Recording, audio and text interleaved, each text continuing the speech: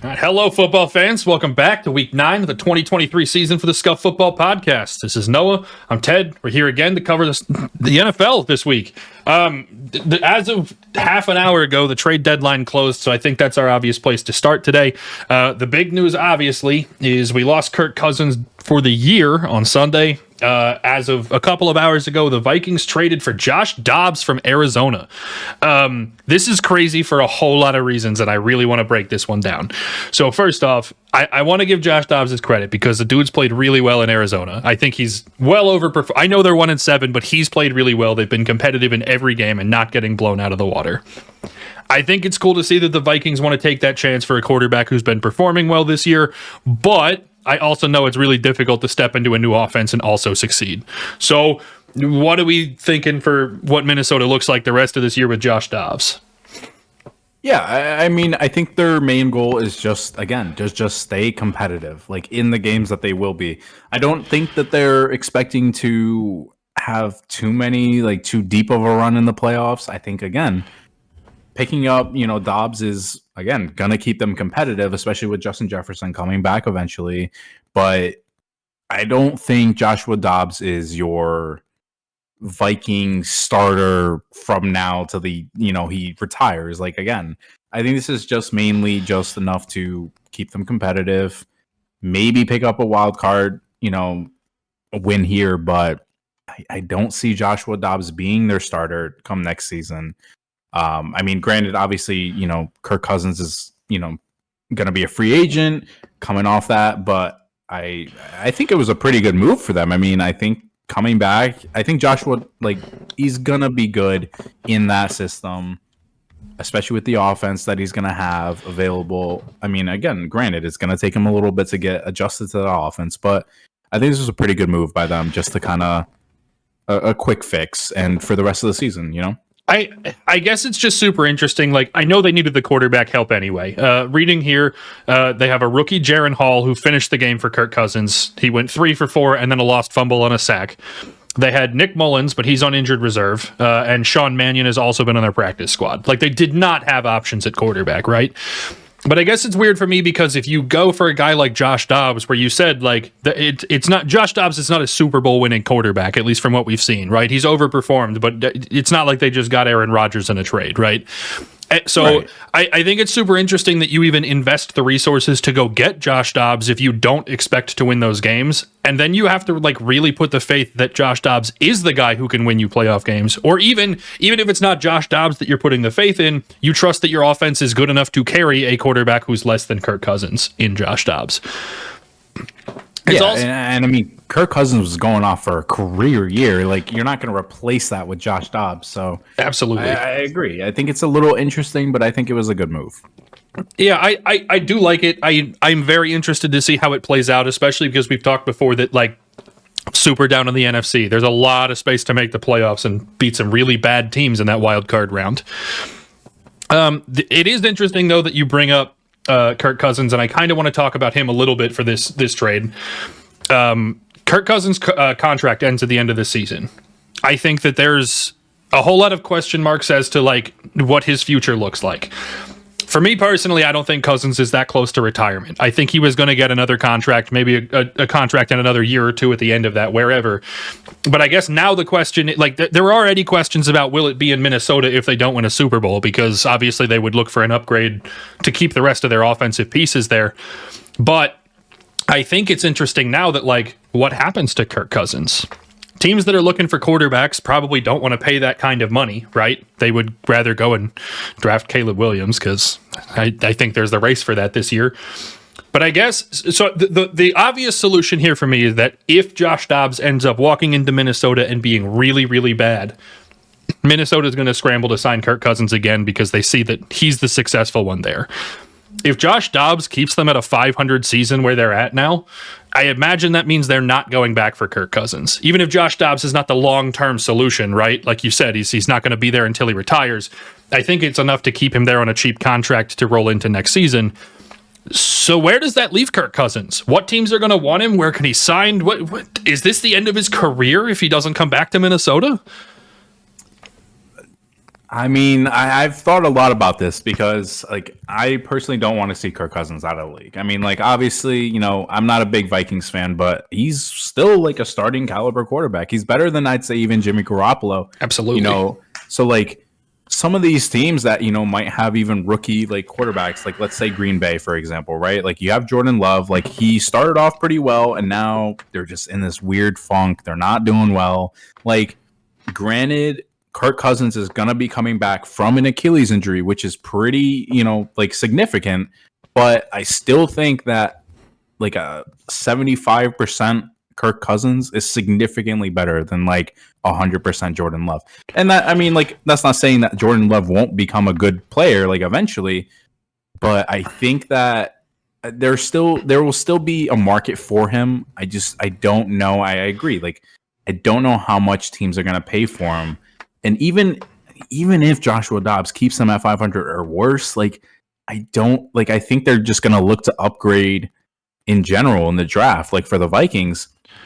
So I personally would not, want to see Kirk Cousins make his last debut, last week. But I don't know. I think the market will be there. I think he's going to have to take a pay cut, unfortunately. But I don't think this will be his last game. But I mean, we also have to see how well he comes back from that injury. An Achilles injury is, again, pretty significant. Like, we're seeing Aaron Rodgers do this unconventional way of getting back on the field. Like, again, he's recovering, but we haven't seen him play, so we don't know what that is like. But I mean, I'm pretty confident to say that Kirk Cousins has not played his last NFL game. I'm with you that, like, I would be sad to see this be the way that Kirk Cousins ends his career. I think he's super talented. I think he's been underrated his whole career. Like, and he's genuinely seems like a good dude. Like, I want to see him play again. I guess my biggest fear, like, if he walks away from the game, I'll be upset, but I'll be even more upset if he goes and plays for a garbage team and it's just sad years at the end of his career. Like, I mean, grand scheme of things, like, there are no team with the offensive talent that Minnesota has except for maybe Cincinnati, and obviously they're not going to sign Kirk Cousins when they've got Joe Burrow, right? Like, but if he go, what's his next best situation for a team with a questionable quarterback? Like, is it to go back to Washington? Like, their offensive line is Swiss cheese, right? He's got some younger receivers who have some promise there, but like, it's not as good as it would be to stay in Minnesota. If we watch him go somewhere to one of these bad teams and fail, right? You mentioned Jimmy Garoppolo. So in a weird hypothetical, let's say he ends up in Vegas, right? Like, Vegas is going to be a sad destination. We're not going to watch Kirk Cousins get his shot. We're going to watch him falter till the end of his career because Vegas sucks. Like, I don't want to see Kirk Cousins retire, but even less, I don't want to see him go to a really bad team and we just, man, that was sad. It was so good and now it's not.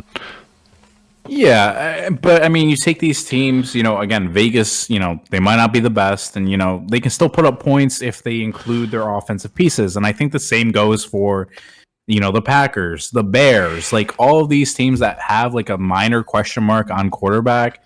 Like, I still think all of them would take an upgrade on Kirk Cousins. Like, I think Justin Fields can be explosive when he's on, but how often are we seeing him be on? Like, we saw one game and he threw for 4 touchdowns. It was amazing. It was great, but we haven't seen that since. Like, I think that some of these teams might be willing to take a chance on him, even if they do have like what they think is a franchise quarterback.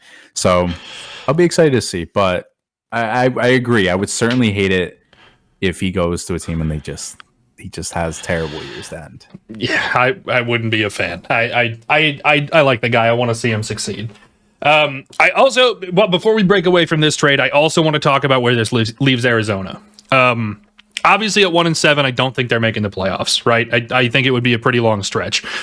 But like I mentioned, they were competitive. So it's super interesting. About 2 hours before he got traded, the Cardinals said that they were going to bench Dobbs anyway for Tune. I can't even find his first. Clayton Tune. Great. So it's really interesting that Arizona was willing to buy into this "we're bailing" strategy anyway.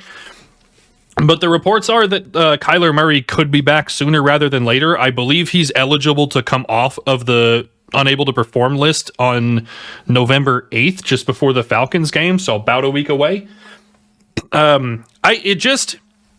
It's super interesting to me that the Cardinals were competitive and still willing to sell so hard. I guess just the getting rid of your quarterback who's kept you competitive would, on most teams who are 1-7, indicate we're going to tank and try to go get a quarterback, right?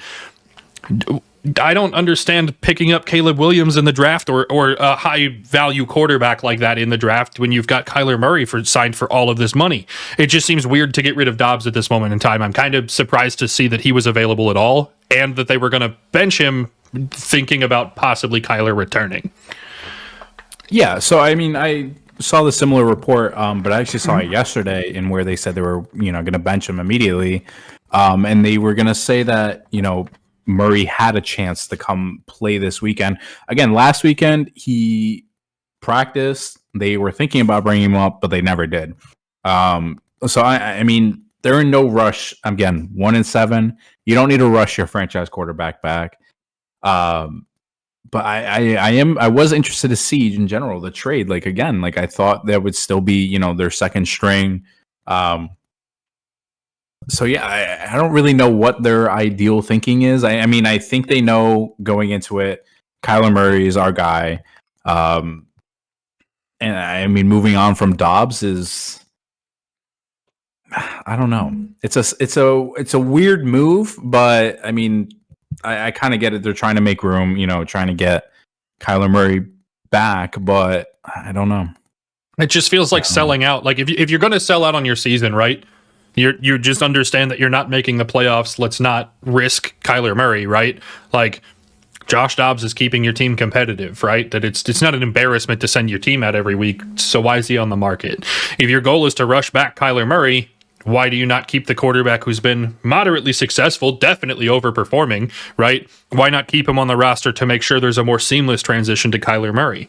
It's weird that they're just like, hey, Clayton Tune is going to get his first career start and then he's going to be done because Kyler Murray is going to come back, and that's just all we see from Clayton Tune. Like, it just feels like a weird time to do it. I guess maybe, the only justification I can really make in my head is that, okay, there's a market for Josh Dobbs. We might as well trade him while there's value.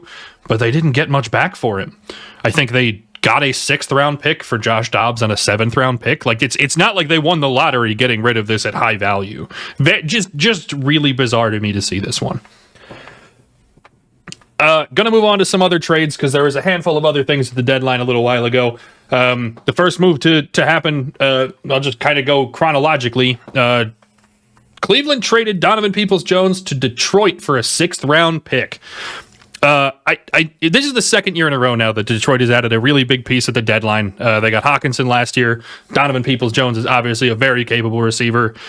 Interesting to me to see Cleveland selling, but pretty nice for Detroit to have another weapon for Jared Goff and his offense. Yeah, I agree. I mean, I think it's really good for them. I mean, you're gonna have two decent, really decent wide receivers in Amon-Ra St. Brown and now Donovan People. Yeah, I mean, I think they're quietly trying to strengthen up and bolster up some of those positions that they felt they weren't as as good at. I actually quite like this move from the Lions. I think it'll be is good for the offense. It's good for the team. I like it. I guess the only interesting part to me, right, is it's typically at the deadline. There's two groups of teams, right? There's the buyers that are either trying to buy their way into the playoffs or buy themselves over the hump, right? Or there's sellers where you realize this isn't our season. Let's get rid of some pieces and cut some pay. I think Detroit sits in a really weird spot, especially given the Kirk Cousins injury, right? There's nobody really competing with them for the division at this point in time. I won't say it's impossible that the Vikings can't catch up. I mean, realistically, 2 games back is not an infinite amount of space, right? But the Lions are significantly outperforming the Bears, significantly outperforming the Packers. You have to imagine that the Vikings stock looks a whole lot worse without Kirk Cousins. The Lions have a pretty good lock on their division. So if you figure that the Lions are going to buy, you'd figure that they'd have to buy to get over the hump and beat the other NFC teams, assuming that the playoffs were already a lock. I don't know that Donovan Peoples-Jones is the hump that gets you over the Eagles. I don't know that it helps you beat the Seahawks or the 49ers. Yeah, that might be the piece that helps you beat the NFC South, but I don't know that gets you through an NFC Championship game. And so it's interesting to see this move get made instead of just kind of bolstering what they had, or even adding another defensive piece instead of a wide receiver. Obviously, Donovan Peoples-Jones is a really great receiver. Like, you know, they do get better bringing him on. And by no stretch am I saying that this was a bad move. It just feels like a weird move to make and not what I would have done. Yeah, no, I agree. I think they could have made more of an impact in the trade deadline. I mean, again, I still think it's a good pickup, but I agree. I don't think he's the piece to push you over, to put you into that same category as the Eagles, the Niners. Like, I completely think that they're still worse than both of those teams. And like, again, I think they might have taken a little step, but it wasn't the step that I think they needed to beat these teams. So I think it was kind of weird. It'll be interesting if it really opens up their offense and they're scoring a ton more points starting next week. Like, I'll eat my words, right? But it doesn't feel like the first move I would have made. Alternatively, if they were looking for a defensive piece, like I mentioned, Chase Young was apparently available. Washington shipped him to San Francisco to the 49ers. I think that makes the 49ers defensive line a whole lot scarier. Chase Young is a really good piece, and the fact that now they have depth and a rotation instead of just 4 guys that beat you up, now it's 5 guys that beat you up and they get snaps off. They're scary, man. That's a really good deal. Yeah, I mean, I'm actually kind of surprised that the Commanders only got, like, what was it, like a 6th round for him? I mean, this is the number 1 pick we're talking about a few years ago, and he's been really good. Like, for the Commanders, like, he's been one of the top, edge rushers. And yeah, I agree. I think the Niners just kind of a whole lot stronger on the defensive front. We'll see how it goes. We'll see how seamless his fit goes. But I was actually quite surprised that it was as low of that round versus just for Chase Young. So yeah, I've got here that it was a 3rd round pick for next year, but even still, he was a 2nd overall pick, right? He's been performing really well for a not so great team. Like that's still value. A 3rd round pick is absolutely worth it. I think they could have got a 2nd, but that's just me. All right, yeah. The last trade I want to talk about, it happened literally seconds before the deadline. The Bills get Rasul Douglas from the Packers. I understand the Packers selling here, especially as you mentioned, Jordan Love is having his struggles this year. Rasul Douglas is a really nice piece for the Bills, especially with all their injuries on defense. You're the Bills guy. Take it over.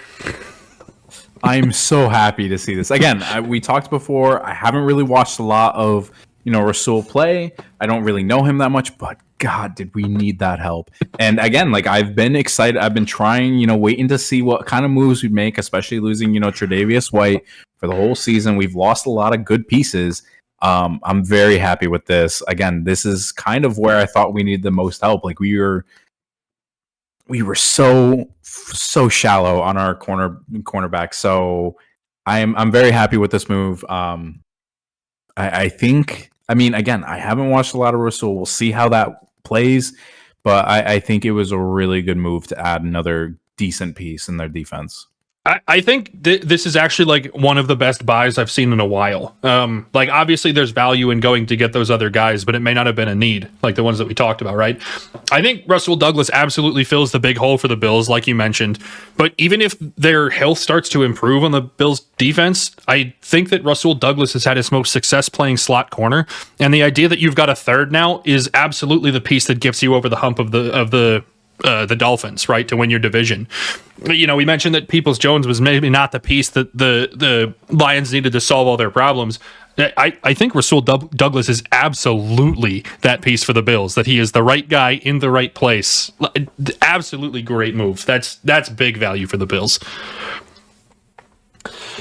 Yeah, I'm very excited. All right. I guess it's time we talk a little bit about the past couple of weeks. We mentioned in the last pod that the league felt kind of how do we get past the top teams? There was a lot of that, especially in the NFC. I think we both have to eat our words because since we talked about it, we recorded last week on Monday. We then watched San Francisco lose on Monday night. They lost again on Sunday. So we're at 3 straight losses now. They're not even leading their division, and we were talking about them as the scariest team in football. Absolutely terrifying. look, Brock Purdy struggled, right? We watched him be human for maybe the first time since we actually watched him take the field.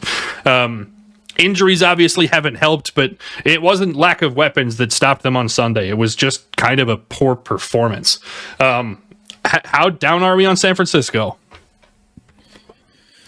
I mean, this is 3 games we've seen Brock Purdy struggle. And, I'll be the first to tell you, I was on the fucking, let's hype Brock Purdy up and, let's see what he can do. And, I mean, again, we started off fine. And even if you say, oh, it's because Debo wasn't there, like, you're still having these excellent pieces. You still have CMC. You still have Ayuk. You still have Kittle. Like, you have all of these pieces in place, and you're still struggling. Like, this is kind of where I feel like those people who were like, oh, he's just, a system quarterback, like, anyone can plop it. Like, this is where I start to feel that maybe, there might have been some value to that. I think he's still better than any random bozo you're going to pick up off the street, but we've seen him struggle. And maybe it's because defenses are aligning to try to stop, all these pieces, but we've seen, I don't know, we've just seen them be meh.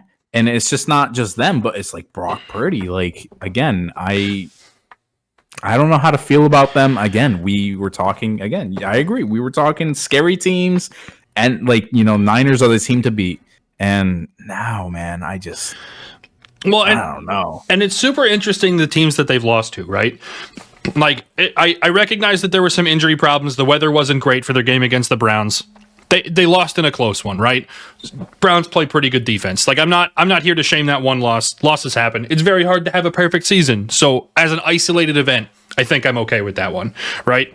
Losing to the Vikings on a Monday night game in primetime. Kirk Cousins has never had success in primetime, like, ever. Sunday night games, Monday night games, it just hasn't been his shtick, right? Not to talk shit on Kirk Cousins, because, again, we just spent like 15 minutes praising the dude, right? But I think that's a weird game to lose, especially coming off a loss, right? As an isolated event, yeah, maybe, but it's also a weird position to do it, and it's now combined with the fact that they lost to the Browns. Then this past week, right, I can't imagine them losing 3 games in a row, right? I also know that the Bengals have been struggling this season. I know they've got a lot of offensive talent, but the 49ers have the best defensive pieces available, right? Like, they have a really, really good defense. They had most of their health back, a lot of their players. I don't know if Debo played or not. I don't remember offhand, but even still, like, they had McCaffrey, they had Kittle, they had Ayuk, much like you said. Like, this wasn't a lack of resources. And they still lost by 2 scores to the Bengals, who have underperformed this season. And I guess it's just bizarre to me that, like, if we considered them even 2 weeks ago, right, to be this top echelon of team, like, maybe that does open the door for teams like the Lions. Maybe that does open, like, the Seahawks' ability to make a run in the playoffs. Like, I feel like I know less about them watching them lose than I did watching them win. I'm just so confused by what this team is supposed to be after 3 losses, and I didn't think it would take that little to turn me off of them. Right. And I mean, again, taking this last week, again, the Bengals, like, they start off and, they're clicking now kind of, but, like, we talked about it, like, what teams are going to beat these other teams? And, like, they just didn't even look that good against one of the top teams in the AFC. Like, it's a big question mark now, because now, we went into it, talking all this heat about the Niners, and, even last week after the, before seeing them lose the second week in a row, like, we still were pretty high on them. And now just, I don't know how to feel about them. That's all. Well, and the scary part too is that their schedule gets so much tougher, right? So they've got to bye this upcoming week, right? But after that, you get the Jags, who have been performing pretty well as of late, right? The following week, you get the Bucs at home. You would think that that's a pretty winnable game, but the Bucs have had some surprises this year. I don't think that's much different than playing the Browns that they already lost. Right? Then you get your game against the Seahawks on the road, division opponent on the team that is on paper better than you are. Then they get the Eagles, right? In Philadelphia. That's a tough 5 weeks, man.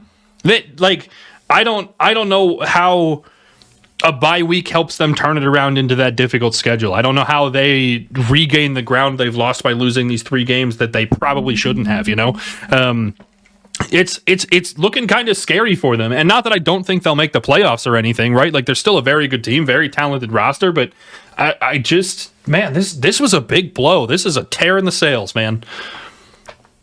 Agreed. Similarly, I think it's important to talk about Kansas City. We spent a very long time shitting on the Denver defense for weeks now. We've been talking shit about the Denver defense. Denver embarrassed Kansas City. KC had 5 turnovers. I have never watched Patrick Mahomes look more pedestrian and helpless.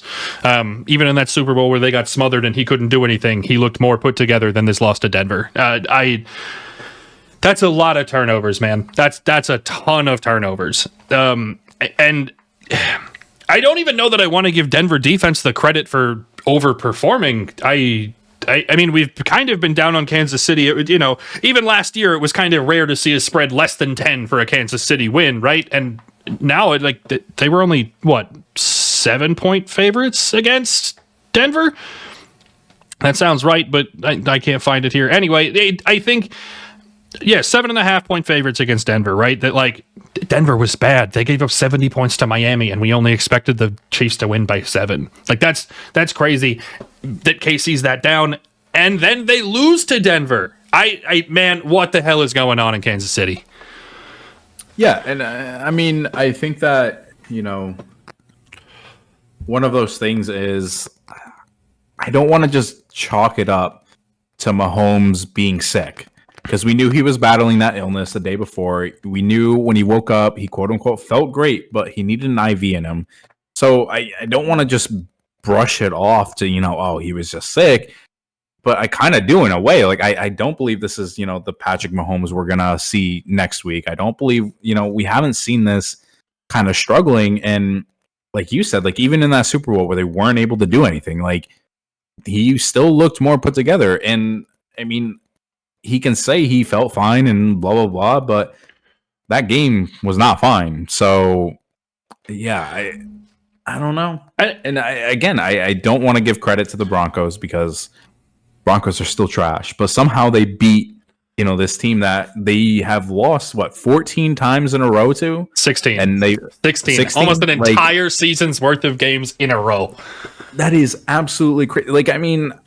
I just don't know. I don't know what to make of both of these teams, even regardless of, them. So I guess it's just strange for me, right? I mean, I grew up watching Brett Favre, right? And Brett Favre was a guy that yes, he was a really good quarterback. He had a really great arm. But also there were times that you were just going to watch him throw the ball 70 yards into triple coverage because he felt like it, right?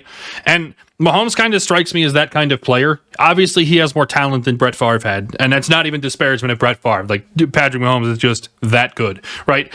It almost surprised. My instant takeaway from watching this game was I'm surprised that doesn't happen more for Mahomes, right? Just because he is that gunslinger, right? But I was so taken aback that my first reaction was, why doesn't this happen more? And then the second one was, well, if it hasn't happened before, why is it happening now?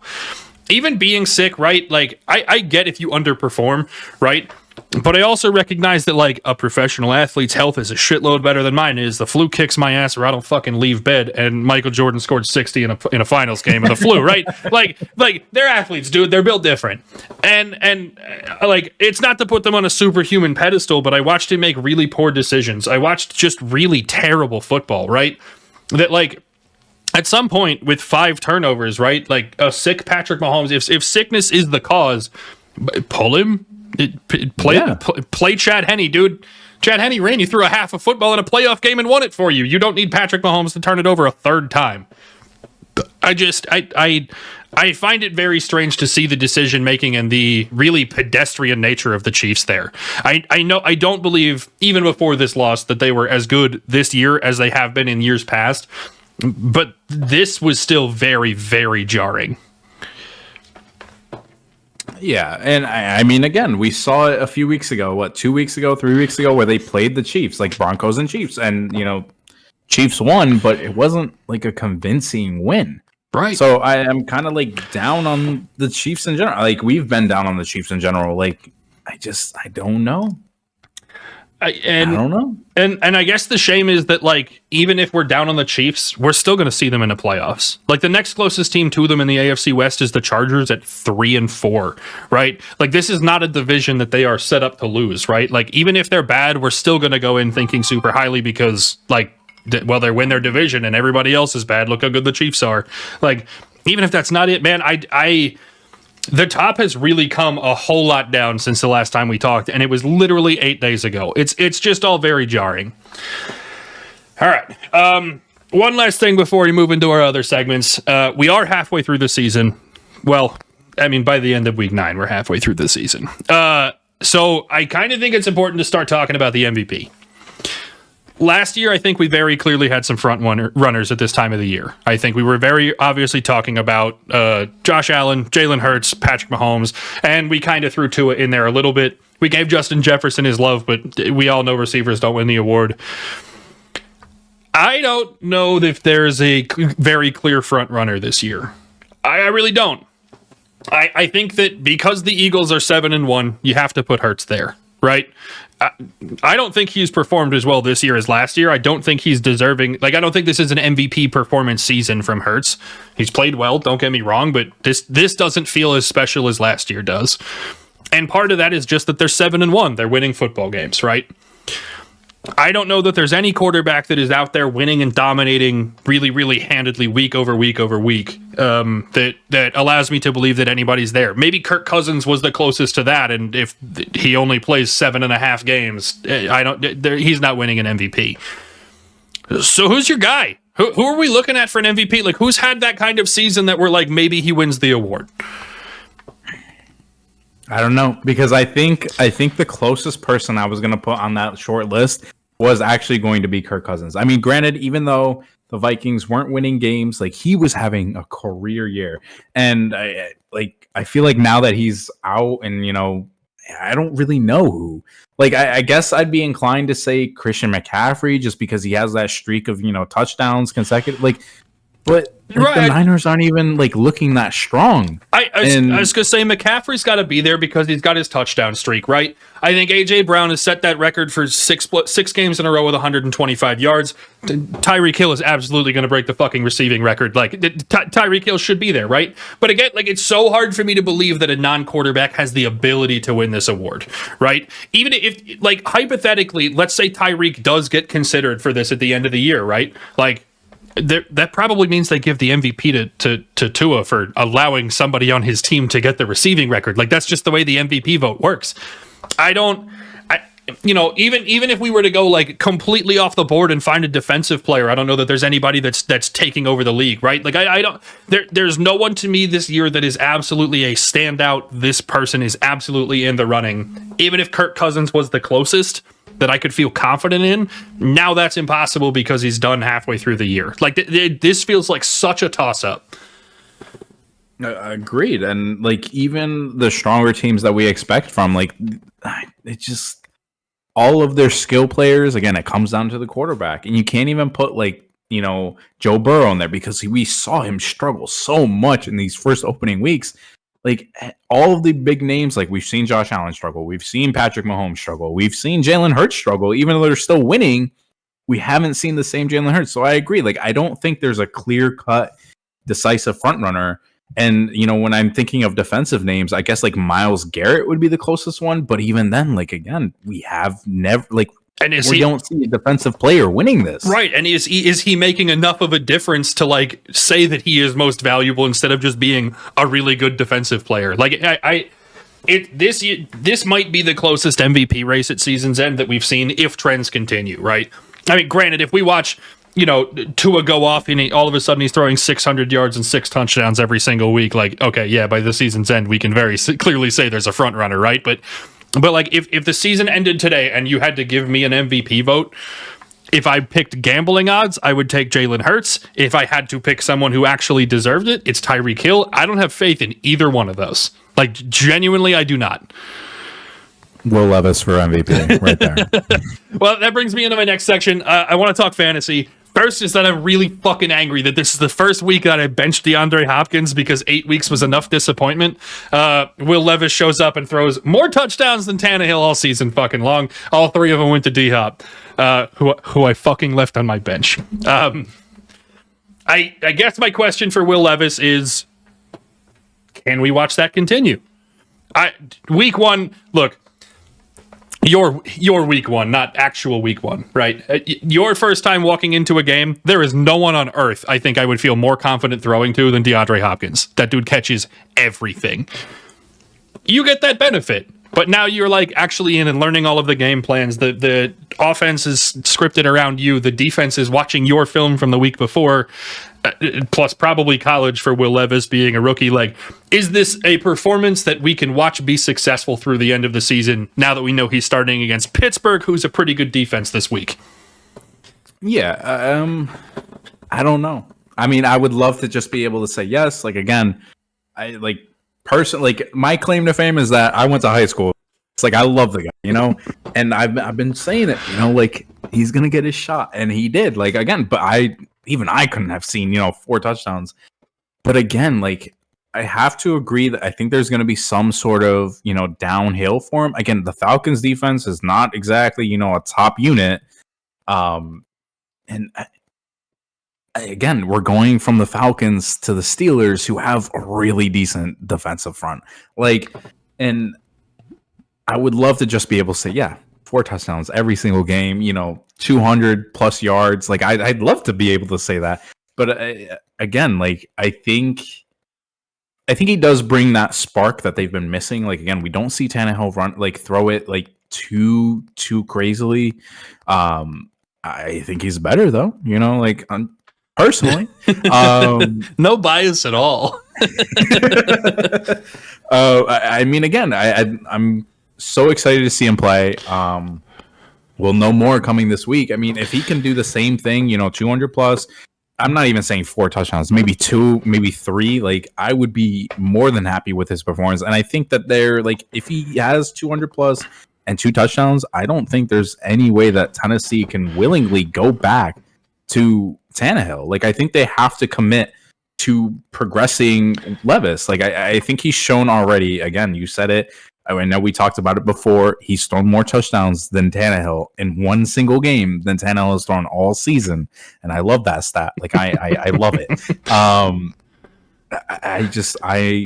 I simply cannot wait to see more from Will Levis. I guess just let me ask it this way, right? I mean, obviously he's a lot of question marks, right? And whether we believe, whether we don't, it doesn't really matter. If you had Kirk Cousins as your starting fantasy quarterback, now he's injured, you're looking for a replacement, is Will Levis worth the flyer? Like that? I don't think so. I don't think not right now. Man, I'm looking at quarterbacks around the league, right? If you have to figure that most teams in your fantasy league have at least one for sure, probably 2. The quarterback market that's left is not super thorough, right? I want to believe that a guy like either Daniel Jones or Tyrod Taylor, whoever's starting for the Giants, feels safer because I have a body of work than Will Levis, right?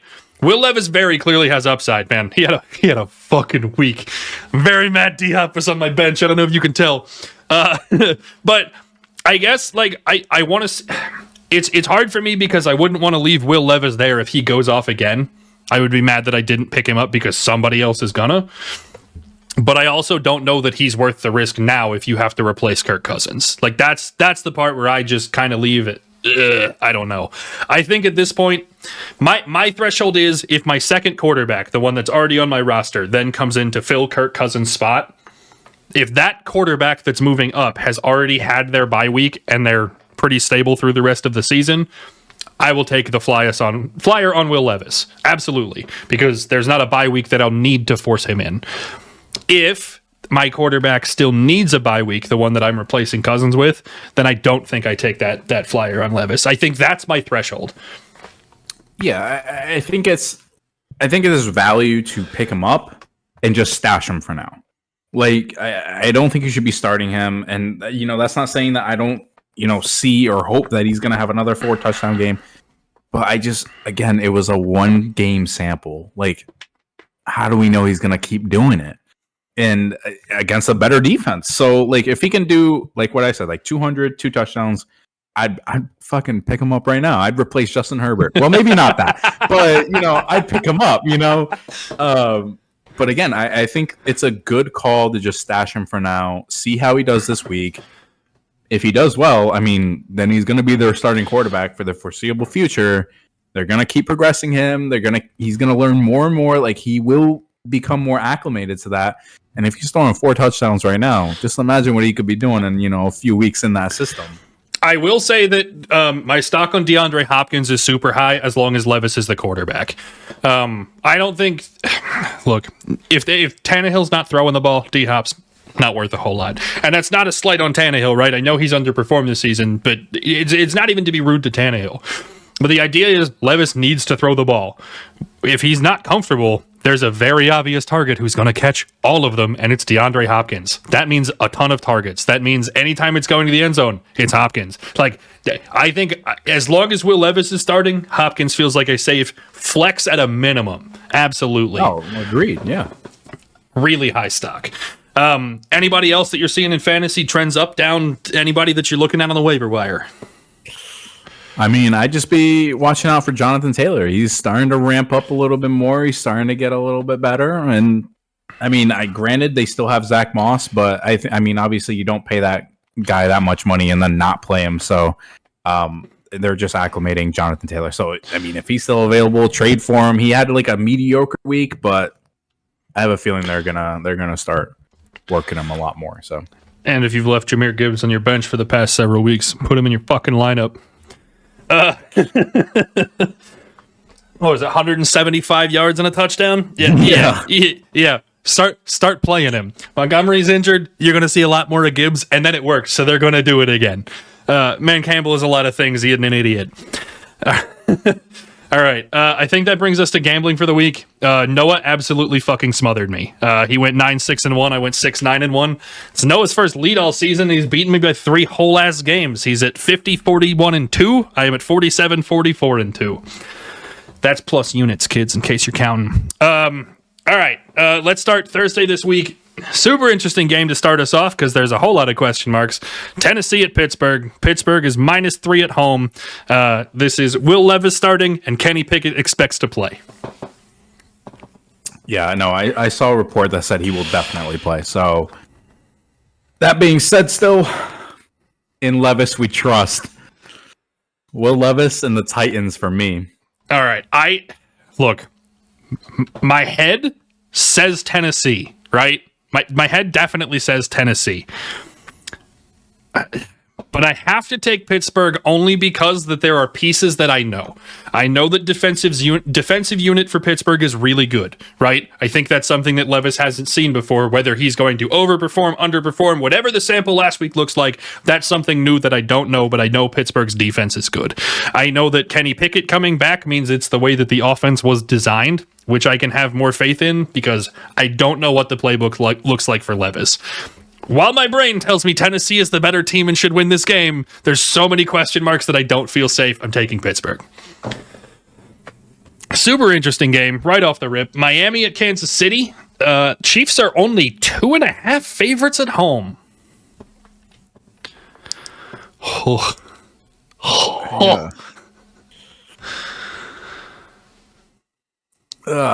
For me, I think this should be the Dolphins, to be honest.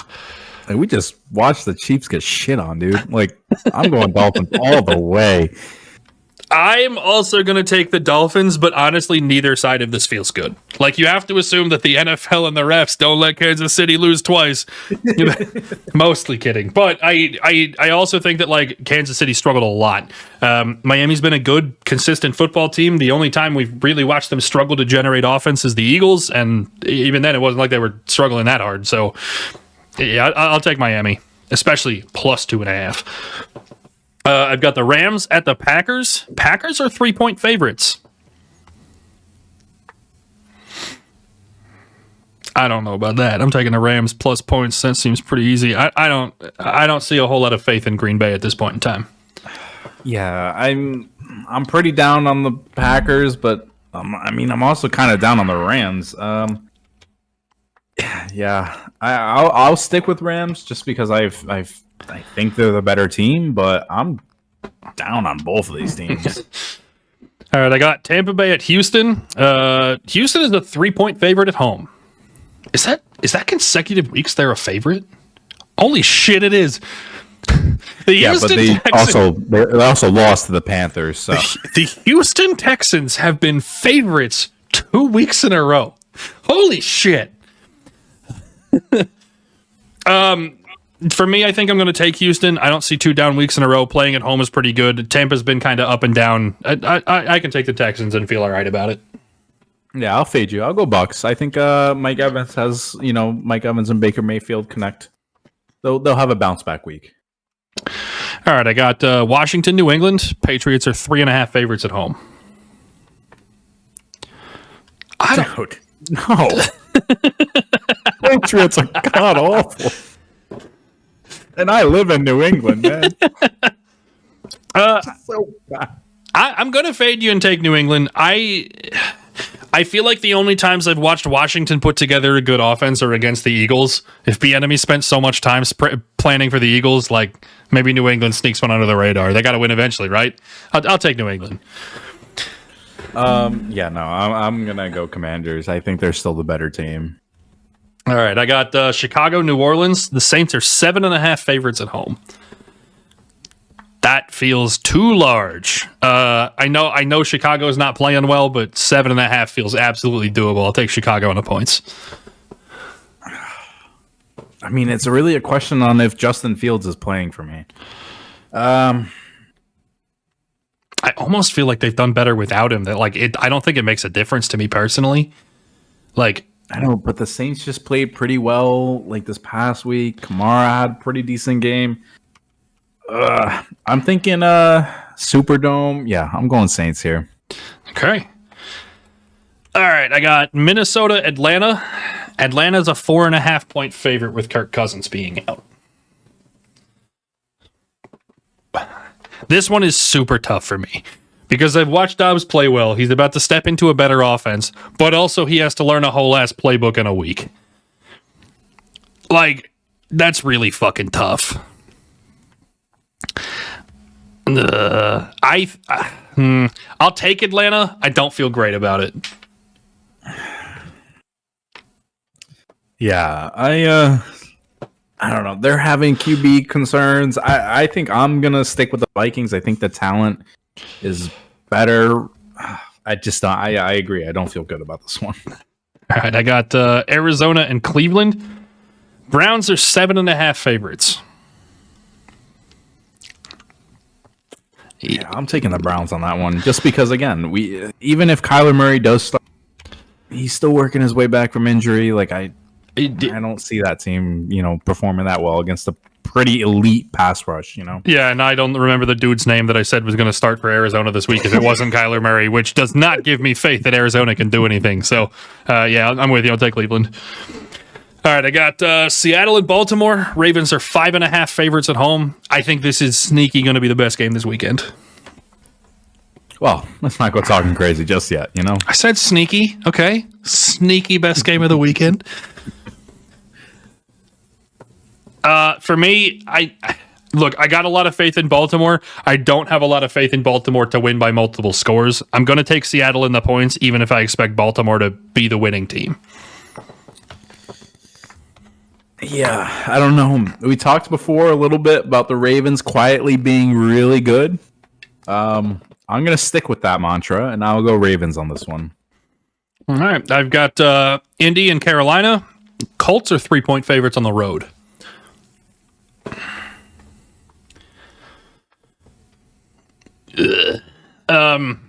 Look, Carolina had a pretty decent game this past weekend. I think that there's a lot of positives to that team, especially Adam Thielen. Absolutely a positive. I just think that Indy is playing like this much too good to lose to Carolina, so I think I'm taking Indy. I don't know that I would put money on this game one way or another, but I think I'll take Indy for this. Yeah, I think I'm going to go Indy too. I don't know. I will agree. I think that Adam Thielen is great in Carolina, but I still think that Indy's probably the better team here. All right, I got another interesting game, Dallas at Philadelphia. Eagles are 3-point favorites at home.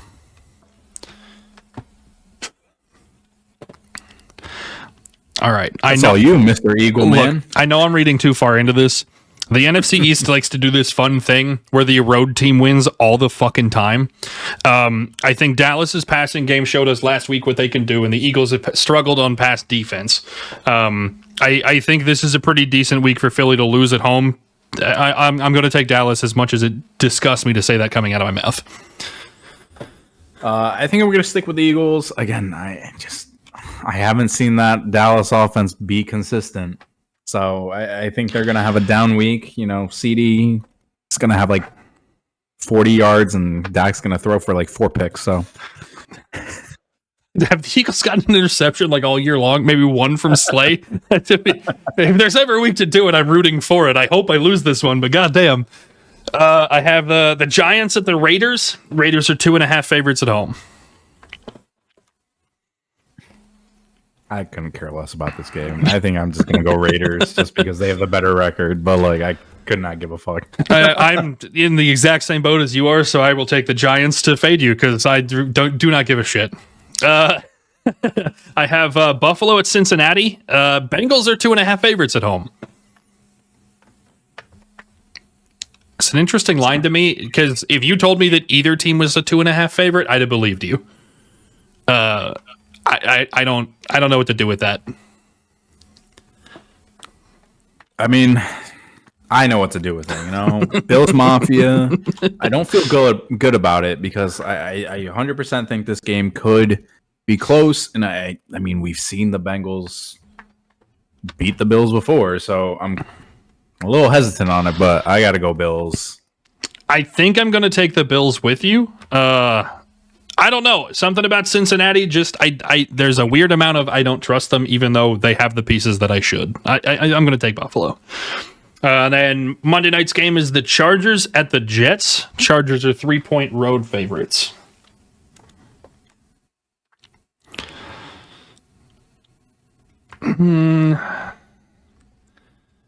Man, Jets at home, plus points.